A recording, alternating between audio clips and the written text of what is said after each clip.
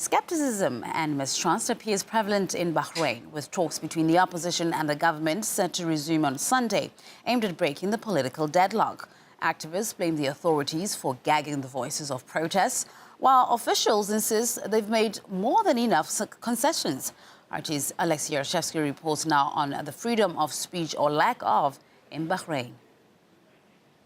If you look through any pro-governmental newspaper in Bahrain, you'll get an impression that the government has nothing to hide. The news of an uprising of the opposition is dominating the front page.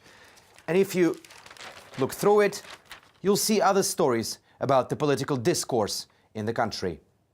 The country's information minister insists Bahrain has no problems with people speaking out.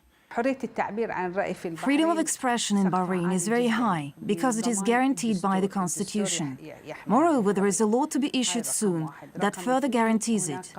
We have a problem related to banning some websites, but that's to protect Bahrain from sectarian ethnic problems and violence only, and not for any other reason.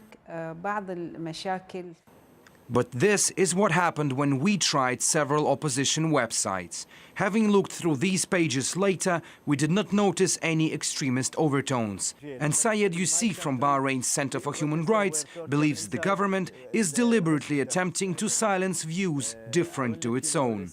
Bahrain Center for Human Rights, which I work for, website is a blog.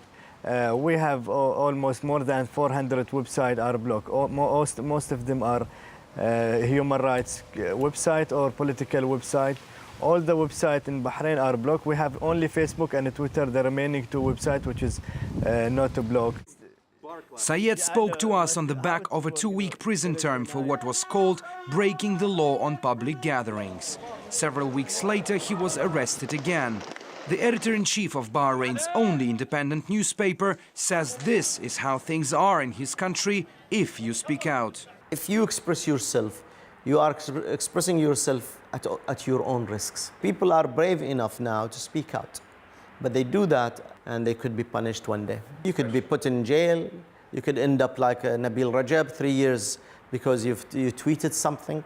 Social networking came of age during the uprisings of recent years, a fact not lost on Bahrain's leaders who have watched almost daily street protests, and an unusual drop in web traffic through the country, picked up by an American internet monitor, leaves human rights activists here wondering exactly who the constitutional right to expression really applies to. Alexei Yarshevsky, RT, reporting from the Kingdom of Bahrain.